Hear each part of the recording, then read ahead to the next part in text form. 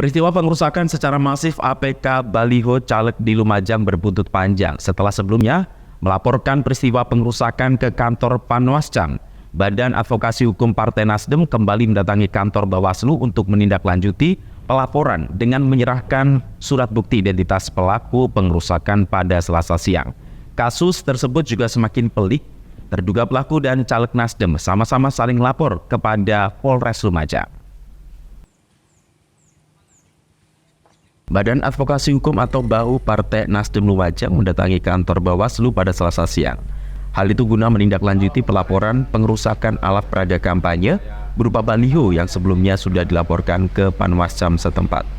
Kedatangan BAHU Nasdem ke kantor Bawaslu ini sekaligus melengkapi pelaporan pertama dengan menyertakan identitas terlapor atau pelaku pengerusakan yang berjumlah 4 orang. Peristiwa ini semakin pelik di mana antara caleg Partai Nasdem melalui Badan Advokasi Hukumnya dan terduga pelaku pengerusakan saling lapor ke Polres Lumajang. Terduga pelaku melaporkan caleg Nasdem dengan dugaan penganiayaan serta perampasan 2 unit motor. Sementara dari kubu Partai Nasdem melaporkan balik dengan pasal pencemaran nama baik. Oleh BAHU Badan Advokasi Hukum oleh Mas Burhan. Jadi melaporkan karena kemarin ada informasi tim kami dilaporkan mengenai perampasan 2 unit motor dan adanya penganiayaan. Jadi hari ini kita lapor balik bahwasanya 4 orang ini memang sengaja bawa senjata tajam sehabis mengerusak APK. Tapi memang ada penganiayaan. Selama kita ada di lokasi itu karena saya yang mengamankan sajamnya, tidak ada di situ perlawanan yang mengenai ke kita dan kita juga tidak ada penganiayaan sama sekali, tidak ada. Kasus ini masih didalami pihak kepolisian setempat, sementara Bawaslu Lumajang mengaku masih mengkaji pelaporan yang dilakukan Partai Nasdem.